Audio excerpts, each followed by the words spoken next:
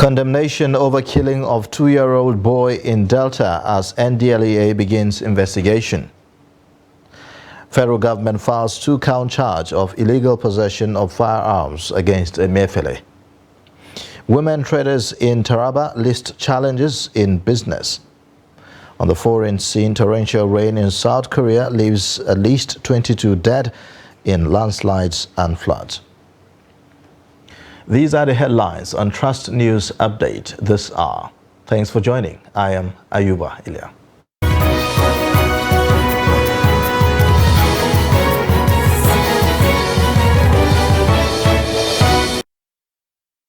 And now the details. Delta State Governor Sheriff Omoborewori on Saturday condemned the killing of a 2-year-old boy, Ivan Omoreakobe, allegedly shot by operatives of the National Drug Law Enforcement Agency, NDLEA. The governor's reaction is contained in a condolence message by his chief press secretary, Festus Ahon, to the family of the deceased in Asaba. According to the governor, it was reported that the young Ivan was hit by a stray bullet during an operation by the NDLEA Delta Command at Okpanam area of the state capital. The governor said that the tragic incident was regrettable and avoidable if the officers had operated based on their rules of engagement. He called on the NDLEA authorities and the police command in Delta to investigate the circumstances surrounding the death of the boy and injury to his brother, with a view to bringing the culprit to book and avoid a future occurrence. Meanwhile, the National Drug Law Enforcement Agency has said it is investigating the shooting incident. Reacting in a statement on Saturday, the agency's spokesperson Femi Babafemi said the NDLEA chairman, chief executive, Brigadier General Buba Marwa, had set up a panel to investigate the matter. Babafemi added that the agency had spoken with the victim's family, promising Nigerians that the matter will be thoroughly investigated.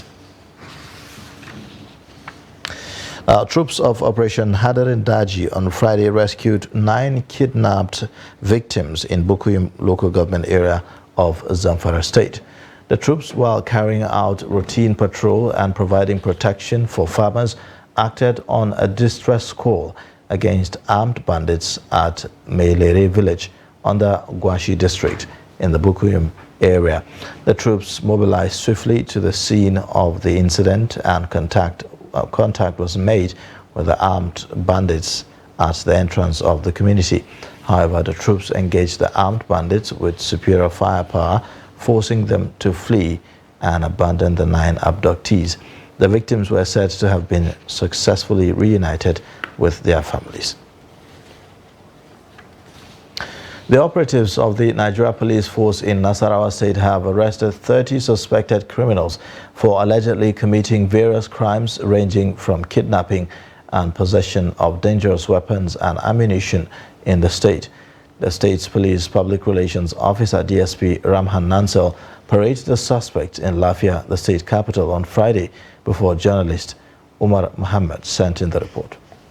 Parading the suspects, DSP Nansel announced the arrest of a suspected kidnapper, Zakari Umar, who has been on the watch list of the police command. He was arrested after painstaking efforts, according to the police spokesperson. Also known as Denwujin, a male 28 years old of Mahanga village, Awi, was arrested in connection to the offense. Investigation revealed that the suspect called his victim on phone, threatening him. The kidnapped victim says the suspect called him on phone and threatened him. Due to the fear of being kidnapped, the victim was coerced into paying the sum of 1,150,000 naira to the suspect as ransom. I saw about 15 people sleeping in one room. That is in the room and parlor. We are not kidding us. We were kept here for almost 2 weeks without food. Not even water to drink. Upon his arrest, the suspect led police operatives to a farmland where the sum of 750,000 naira was recovered. Other suspects arrested for committing various crimes from kidnapping and armed robbery have confessed to their crimes. The police say all suspects will be charged after completion of ongoing investigations.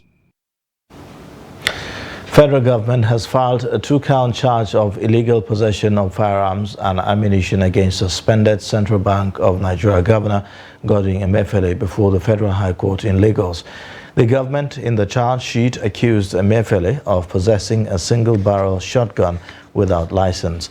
The government maintained that the offense is contrary to Section 4 of the Firearms Act, Cap F28, laws of the Federation 2004, and punishable under Section 27 1B of the same Act. In the second count, the suspended CBN governor was accused of having in his possession 123 rounds of live ammunition without license, which is contrary to Section 8 of the Firearms Act, Cap F28, laws of the Federation. Emefiele has been in the custody of the DSS since June 10. The spokesman for the DSS, Peter Afunaya, had said that his detention was for investigative reasons. Adamawa State Governorship Election Tribunal has fixed July 21st for the final judgment in a petition filed by the SDP governorship candidate Umar Ardo seeking for cancellation of the election. At a resumed hearing in Yola on Friday, the tribunal listened to arguments of legal counsel to parties in the matter. Salis Lawan reports. Ardo approached the tribunal seeking for the cancellation of the 2023 gubernatorial polls based on a number of issues, including alleged violation and substantial non-compliance with the Electoral Act during governorship election in the state. The SDP candidate asked the tribunal to order INEC to conduct fresh polls in Adamawa due to alleged violation of its electoral guidelines and principles laid down in the Electoral Act 2022. Counsel to the INEC, Abdullahi Ibrahim, son, urges the court to discountenance the positions of the petitioners on the grounds that the electoral body has conducted a credible polls. INEC on its own part, the chairman directed should be here, and he sent somebody. And they said in the absence of their witness, they want to close their case. So be it, and we don't have any objection to whatever they want to do. So that is what has happened. They have closed their case. And on our own part, because they didn't call that, we don't feel there is any need for us to call any evidence. So we have also closed our case for us to address the court on points of law. Simple. But the lead counsel to Dr. Umar Ardo, Sylvester Ihunobe, son, argued that incontrovertible and documented evidences showed that INEC failed to carry out credible election, including suspending the 18th March polls and the legal actions it took against the suspended commissioner. A subpoena is a court order where we leave that to the courts. But importantly, the case of the petitioners is actually proved from the document of INEC itself. And you can see that the court admitted that document is uncontroverted. So we closed our case on that ground, and they asked them to respond.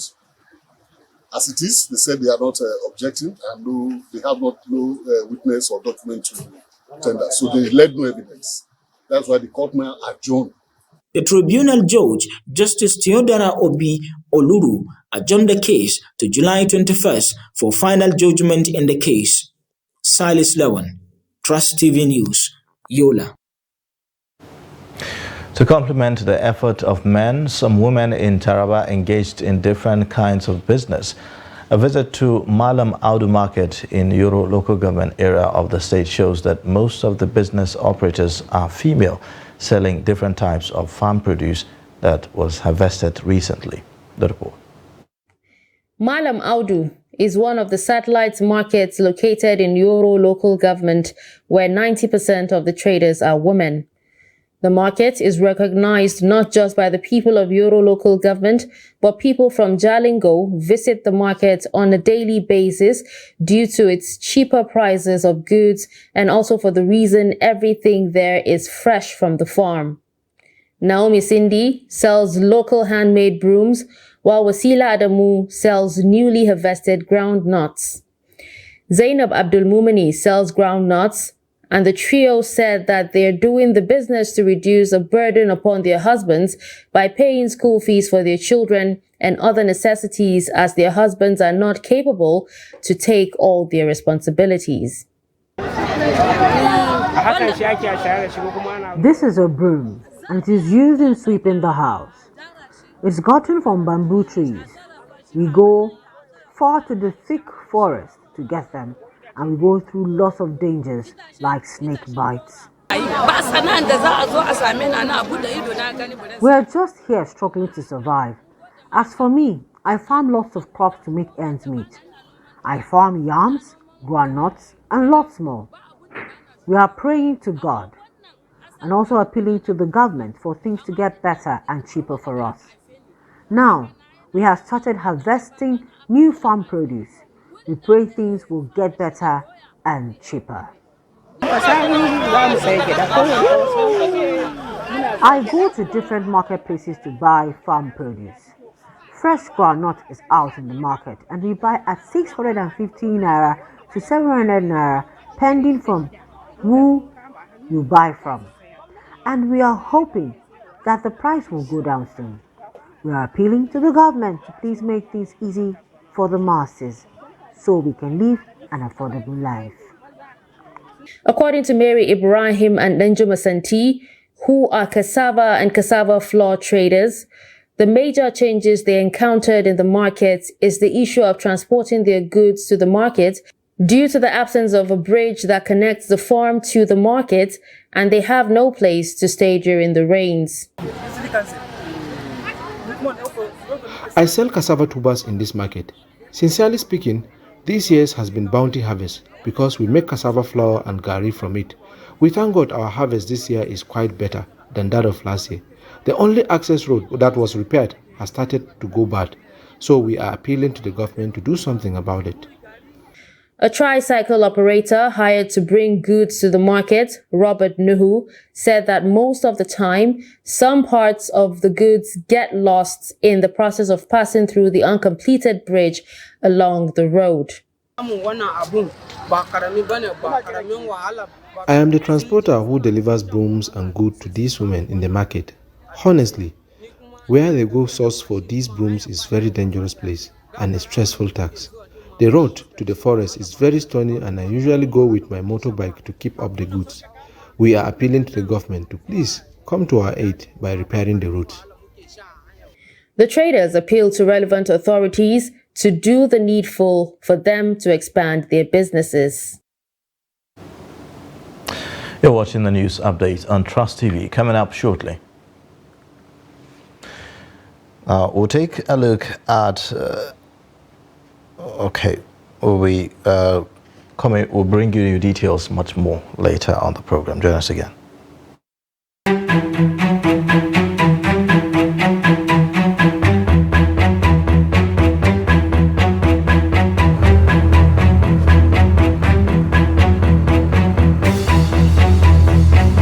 How do they come to Nigeria? They have to come through Niger Republic.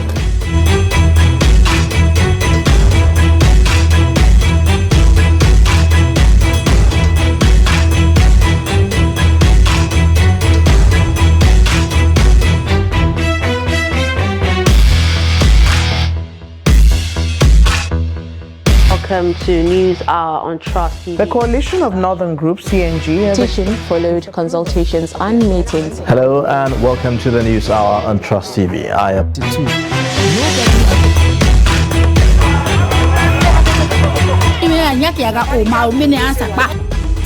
Where do they get what? How do they survive? Kidnapping is just an extension of cattle rustling.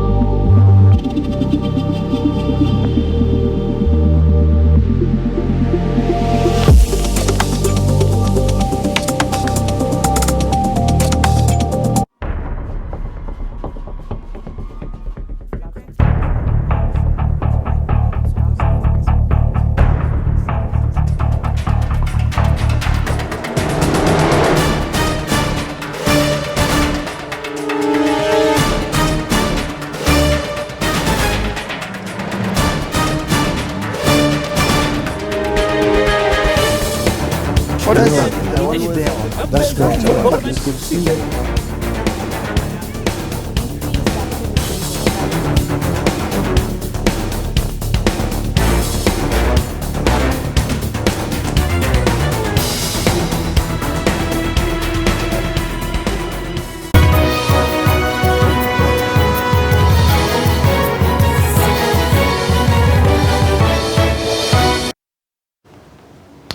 Welcome back. This is the news update on Trust TV. Here's a look at the top stories again. Condemnation over killing of 2-year-old boy in Delta as NDLEA begins investigation. Federal government files 2-count charge of illegal possession of firearms against Emefiele. Moving on, as President Tinubu requests legislative approval to distribute palliative to Nigerians, some residents of Makurdi say that improving power supply alone will encourage entrepreneurship. The residents are worried that poor public supply of electricity has worsened the economic situation in the state. Jimmy Azandi reports.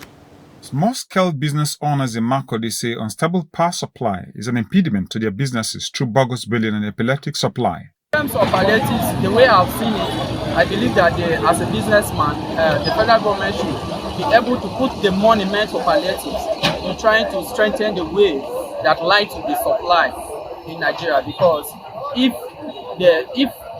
the power companies are generating power in such a way that small business can be able to work on their own and be able to carry out their businesses efficiently, I believe that will boost small, medium scale enterprises. Because of the hike in diesel and the hike in fuel, it has really caused a lot of harm to our business. We want to make a lot of profit where we do. You can use maybe a day we spend up to 10,000 for diesel. Like costs about a job that costs about 3,000 naira, spend more than 10,000 on diesel. That really causes a lot of harm to our business. We can't afford to run business with diesel. It doesn't pay at all.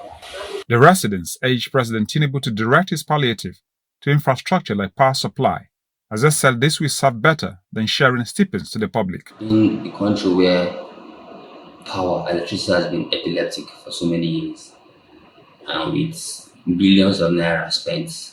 I remember the Obasanjo government spent a lot of billions of naira on electricity, but today it's still epileptic. So it's a good thing for the president to pick it as one of the issues he wants to tackle. And it's also a good thing that the purported the news that they were going to increase the tariff 1st July was shelved aside, so that the burden on the average people would reduce. Know that power is one of the major requirement for survival of businesses. And if power alone is taken care of in this country, you see a lot of small and medium-scale enterprises springing up and sustaining themselves. While a positive response is awaited from the electricity bill that was signed into law recently, allowing states to generate and distribute power, businesses are folding up due to inability to cope with the lack or high charges of electricity supply in the state. Jimmy Azandi, Trust TV News, Makurdi. Vehicles are subject to wear and tear due to constant use, and this is where motor technicians and mechanics come in. It is sometimes risky to leave vehicles with these technicians without supervision because often they end up worse than when they are taken for repairs. Jimmy Azande again reports from Makurdi. Car owners in Makurdi told Trust TV that it is not safe to leave one's car with a mechanic unattended to. The reason is that most technicians sometimes remove vehicle parts, especially the catalytic converter, also known as Indomie. That is why sometimes it is good for you to sit there and monitor what they are doing, because sometimes they may be going where they don't supposed to go. So you are the one to correct them. Yes, in the places that there are some mechanics that they are not mechanics, they are criminals. In the sense that if you give them your car, sometimes we have several cases of catalysts being removed in the car. they will leave what you give them and do. Sometimes you will not discover that your car does not have catalyst again because they vandalize it. Some mechanics on their part said the trend of stealing from cars is a new development. It's not a good thing for a mechanic to or to do that because it damages somebody's image and somebody's workshop. If they know you doing that kind of a thing, it's not a good thing. People will run away from you. Well, people accuse mechanics of removing and do me, but sometimes when they go forward, they find out it's not removed from here. Sometimes they remove from here. We don't know what they used to do with it. They only need it. So we don't know actually what they used to do with it. On why the catalysts are targeted by some mechanics, car importers and car dealers, they said it contains elements that are valuable and expensive. A major function of the catalytic converter is to control emissions. The emissions of gases from the exhaust of the vehicle. Why there's so much interest in this catalytic converter by some criminals to steal it, and it's because there are some precious metals. It contains some precious metals like palladium, radium, and platinum. But those metals are in trace amounts. You need to steal the catalytic converter from several vehicles before you can get a substantial amount of those precious metals that can yield you a fortune. Unlike other car components like battery, most people did not notice when this catalytic converter or Indomie is removed from their car. Jimmy Azande, Trust TV News, Makurdi. Controller of Customs in Kwara State, Kehinde Ilesami, says that fuel subsidy removal has helped reduce smuggling of petroleum products outside the country through the borders in the state. He said fighting and pursuing the smugglers, especially along bushes, is not a mean task. The customs controller urged residents in border areas not to hoard information or collaborate with economic saboteurs of the country through smuggling. Economically, when you look at the price per liter was 185 naira, and the price in Kwara, Ilorin specifically, has gone to about 500, between average of 515 and 513. The propensity capacity of individual to purchase volume of PMS has been reduced. It is not easy to completely eradicate smuggling. We can only mitigate it to the barest minimum. And let me quickly say that even the federal government, if that had been possible, I wouldn't have been here. While some of them will be on motorcycles like this, we are inside our vehicle. Some can decide to be on motorcycle with arms and ammunitions. I pray you will not lose your children. Amen. So please, whatever you can do to let people understand that even this one that we have been able to seize is at the jeopardy of our lives.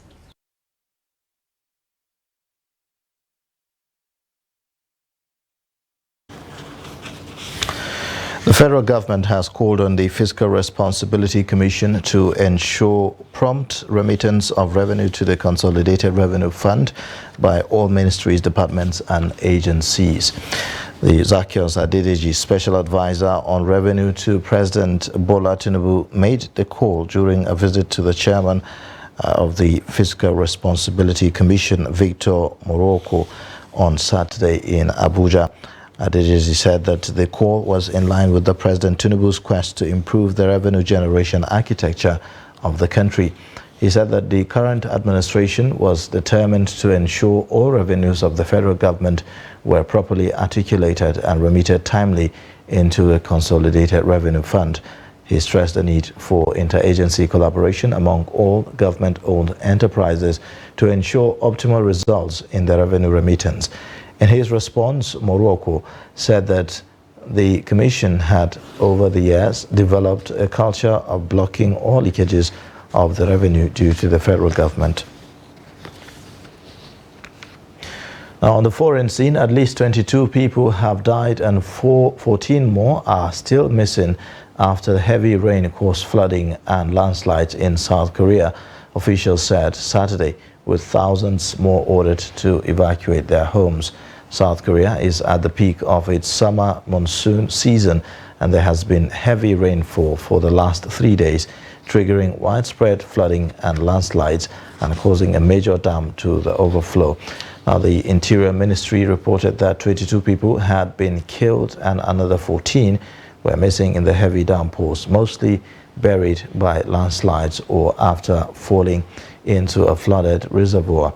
South Africa's Yonhap news agency had earlier reported 24 deaths, citing local disaster relief officials.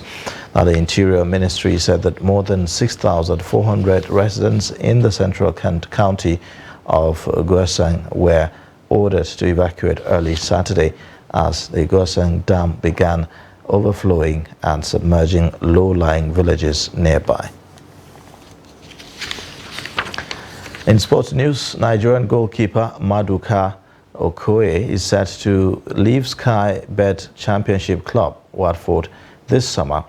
Okoye arrived at the Vicarage Road from Dutch club Sparta Rotterdam a year ago in a deal worth 3.5 million euros. The 23-year-old has, however, failed to earn a starting spot in the team. The shot stopper made 2 appearances for the Hornets last season. Okoye is now third-choice goalkeeper at Watford, with Daniel Bachmann and Ben Hammer ahead of him in the pecking order. He was not included in Watford's squad for recent pre-season friendlies against Boham Wood and Arsenal. According to the Watford Observer, the London club is prepared to allow the goalie leave on a permanent transfer this summer. And that's it for the news update. You can watch more via all our social media platforms and also on our YouTube live stream. I am Ayuba Ilya. Thanks for watching. Bye for now.